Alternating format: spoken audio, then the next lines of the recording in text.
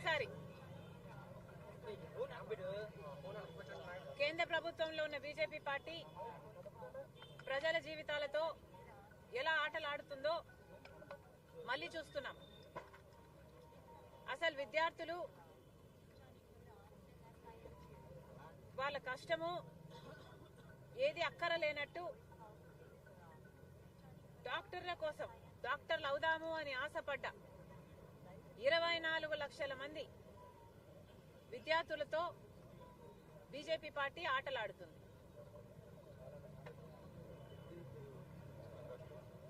NTA national testing agency ప్రతిష్టను దిగజార్చేలా ఈరోజు ఎన్టీఏలోని వారే పేపర్ లీకులకు పాల్పడి దీన్ని ఒక స్కామ్ గా, ఎన్టీఏ పేపర్ లీక్ స్కామ్ గా, కరప్షన్ ఉంది అని తేలే విధంగా ఈరోజు సాక్ష్యాలు ఆధారాలతో సహా బయటపడ్డాయి. అయినా కూడా ఎన్టీఏ ఇంతవరకు బిడ్డలకు క్షమాపణ చెప్పలేదు, ఆ తల్లిదండ్రులకు క్షమాపణ చెప్పలేదు. చెప్పకపోగా సమర్థించుకునే ధోరణిలో వాళ్ళున్నారు. అసలు సామాన్య ప్రజలు కూడా ఇదెక్కడ లాజిక్ అనేటట్టుగా ఎన్టీఏ వ్యవహరిస్తున్నప్పటికీ కేంద్ర ప్రభుత్వం విద్యాశాఖ మంత్రి ఏ చర్యలు తీసుకోలేదు అంటే వాళ్ళ హస్తం కూడా ఈ స్కామ్ లో ఉంది, నీట్ స్కామ్ లో ఉంది అని అనుకోక తప్పడం లేదు. ఈరోజు ఎన్టీఏ వాళ్ళు సమర్థించుకున్నది ఎలా అని చూస్తే గ్రేస్ మార్కులు ఎందుకు ఇచ్చారు అని అడిగితే విద్యార్థులు లేటుగా వచ్చారు కాబట్టి వాళ్లకు సమయం సరిపోలేదు కాబట్టి గ్రేస్ మార్కులు ఇచ్చాము అంటున్నారు. కామన్ సెన్స్ కూడా లేటుగా వచ్చిన విద్యార్థులకు ఎక్కడే కూడా ఇలా గ్రేస్ మార్కులు ఇచ్చేది పద్ధతి లేదు అని సామాన్యులకు కూడా తెలుసు. చిన్న పిల్లలు కూడా ఎగ్జామ్ రాయడానికి వెళ్తే కరెక్ట్ టైంకి రావాలి, కరెక్ట్ టైంకి ఎగ్జామ్ రాయాలి, కరెక్ట్ టైంకి పెన్స్ డౌన్ చేయాలి. అలాంటిది ఇక్కడ డాక్టర్లు కావాల్సిన రెస్పాన్సిబుల్ పీపుల్ రాస్తున్న ఈ పరీక్షలో లేటుగా వస్తేనట వాళ్లకు గ్రేస్ మార్కులు ఇచ్చారట. మీకు అంత దయ ఉంటే లేటుగా వస్తే అడిషనల్ గా ఇంకో 2 నిమిషాలు టైం ఇవ్వచ్చు, లేకపోతే ఎలాగైనా ఆ పద్ధతుల్లో కాంపన్సేట్ చేయొచ్చు తప్ప ఒకవేళ తప్పు మీదైతే ఎగ్జామినేషన్ నిర్వహించే వాళ్ళదే తప్పే అయితే 2 మినిట్స్ అందరు స్టూడెంట్లకు సమానంగా అడిషనల్ గా టైం ఇవ్వచ్చు. కానీ అలా కాకుండా కొంతమందికి మాత్రమే గ్రేస్ మార్కులు ఇవ్వడం జరిగింది. ఎక్కడా లేని విధంగా గత 2 సంవత్సరాలలో టాపర్స్ గా కనీసం ఒకరో ఇద్దరో లేకపోతే మహా అయితే ముగ్గురో నిలిచే టాపర్స్ గా ఉన్న పరిస్థితిలో ఈ సంవత్సరం మాత్రం పేపర్ లీక్ కావడం వల్ల 67 మంది టాపర్స్ గా నిలిచాడు. మరి కనీసం ఇద్దరో ముగ్గురో కూడా టాపర్స్ గా కాలేని వాళ్ళు ఈసారి 67 మంది ఎలా టాపర్స్ గా నిలిచారు? కనీసం ఈ క్వశ్చన్ ను కూడా ఎన్టీఏ ఆన్సర్ చేయలేకపోతుంది. 3 లక్షల మంది ఎక్కువ రాశారట కాబట్టి 20 లక్షల మంది పోయినసారి రాస్తే ఇద్దరు టాపర్స్ గా నిలిస్తే ఈసారి 23 లక్షలు రాశారట కాబట్టి 67 మంది అంట. ప్రపోర్షనేట్ గా ఇంక్రీజ్ అవ్వాలి, లేకపోతే ఇంకొంచెం ఎక్కువ ఇంక్రీజ్ అవ్వాలి తప్ప 67 మంది టాపర్స్ గా ఎలా నిలుస్తారు? అంటే పేపర్ లీక్ అయ్యింది అని మొదటి రోజు నుంచి విద్యార్థులు మొత్తుకొని చెప్తున్నా కూడా పట్టించుకోలేదు. అదీ కాకుండా ఎన్టీఏ ఎప్పుడు రిలీజ్ చేశారు? రిజల్ట్స్ రిలీజ్ చేసింది ఎలక్షన్లు అనౌన్స్ అవుతున్న తేదీన. అంటే ఎలక్షన్లు అనౌన్స్ అవుతున్నాయి కాబట్టి మీడియా మొత్తం ఆక్యుపైడ్ గా ఉంటుంది. నెక్స్ట్ 10 రోజులు కూడా విశ్లేషణ అంటూ ఎలా జరిగింది ఏమిటి అని ఎన్నికల మీదనే దృష్టి అంతా ఉంటుంది. కాబట్టి అప్పుడు రిలీజ్ చేస్తే ఏ అవకతవకలైనా కూడా కవరప్ అయిపోతాయి, ఏ మీడియా అటెన్షన్ కి రాదు అన్న దృష్టితో ఎన్టీఏ ఈ చర్యకు పాల్పడింది.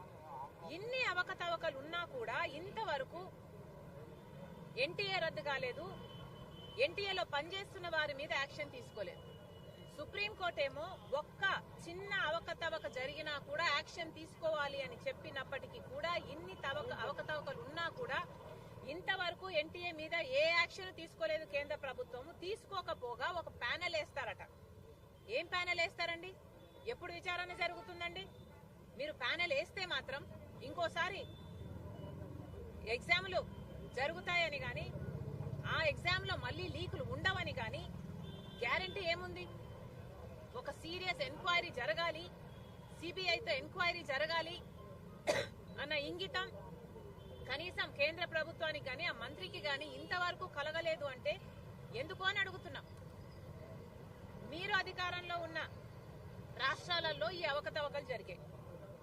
బీహార్లో, హర్యానాలో, రాజస్థాన్లో, మధ్యప్రదేశ్లో మీ పట్టు ఉన్న ప్రాంతాలలో, మీ పట్టే ఎక్కువ ఉన్న ప్రాంతాలలో జరిగినప్పటికీ కూడా మీరు ఏమీ మాట్లాడడం లేదు అంటే మీ వైఫల్యాన్ని మీరు ఒప్పుకుంటున్నట్టు కాదా? ఇక మంత్రి ఎవరు? ధర్మేందర్ ప్రధాన్ అంట. ఈయనైతే అసలు ఈయన ఫేస్బుక్ కానీ ఈయన సోషల్ మీడియా ఈయన ప్లాట్ఫామ్స్ చూస్తే మొత్తం మోడీ జపమే. అంటే మోడీ జపం చేయడానికి మాత్రమే ఈయన మంత్రి పదవి ఉంది. ఇంతవరకు నీటి గురించి ఒక ట్వీట్ కూడా లేదు. మేము ఇది చేస్తామని గాని భరోసా ఇస్తున్నట్టు గాని ఆ తల్లిదండ్రులకు గాని ఆ బిడ్డలకు గాని ఏ భరోసా ఇంతవరకు ఇవ్వలేదు. మరి ఇలాంటి వాడే మంత్రిగా కొనసాగాలనా?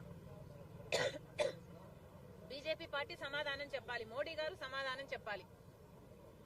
బిడ్డల జీవితాలతో ఇంతగా చెలగాటమాడుతున్నాడు మోడీ గారు, బీజేపీ పార్టీ. అయినా కూడా ఇంతవరకు చంద్రబాబు గారైనా జగన్మోహన్ రెడ్డి గారైనా ఇంతవరకు స్పందించలేదు. మరొక్కసారి వీళ్ళిద్దరూ కూడా బీజేపీ పార్టీకి తొత్తు పార్టీలే, పొత్తులు పెట్టుకున్న పార్టీలే అని వీళ్లే నిరూపించుకుంటున్నారు. 24 లక్షల మంది బిడ్డల జీవితాలతో చెలగాటమాడుతుంటే ఇద్దరిలో ఎందుకు ఒక్కరైనా స్పందించడం లేదు? స్పెషల్ స్టేటస్ విషయంలో కూడా ఇదే జరిగింది. మన రాష్ట్రానికి రావాల్సిన అన్ని హామీలు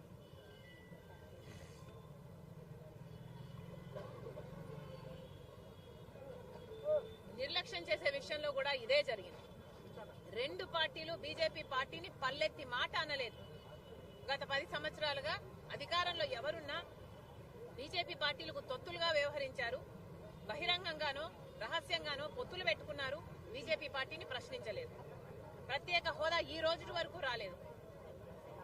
ఈ రోజు నీటి విషయంలో కూడా మళ్ళీ అదే జరుగుతుంది. బీజేపీ పార్టీని ఒక్కరు కూడా ఎందుకు ప్రశ్నించలేదు అని అడుగుతున్నాం.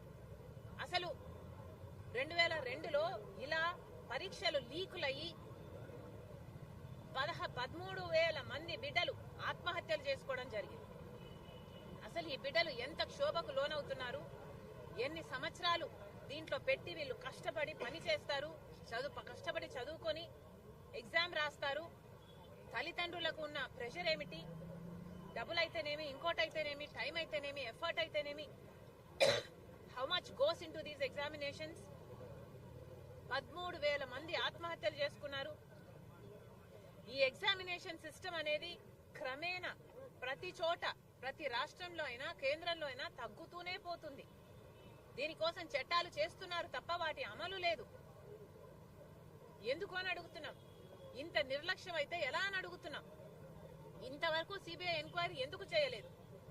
ఇప్పటికైనా కాంగ్రెస్ పార్టీ డిమాండ్ చేస్తుంది, వెంటనే సిబిఐ ఎంక్వైరీకి ఆదేశం ఇవ్వాలి. అంతేకాదు ఈ నీట్ రీ ఎగ్జామినేషన్ కూడా జరపాలి. ఈ నీట్ ఎగ్జామ్ రీ ఎగ్జామినేషన్ జరిపినప్పుడు మళ్లీ లీకులు కాకుండా చర్యలు తీసుకోవాలి. ఎన్టీఏని రీవ్యాంప్ చేయాలి. దీనికి ఎవరు పాల్పడ్డారో ముందు వాళ్ళను కనుక్కోవాలి, వాళ్ళను శిక్షించాలి. ఎన్టీఏని నిజాయితీ ఉన్న వాళ్ళతో రీవ్యాంప్ చేసి రీ ఎగ్జామినేషన్ పెట్టాలని కాంగ్రెస్ పార్టీ డిమాండ్ చేస్తుంది.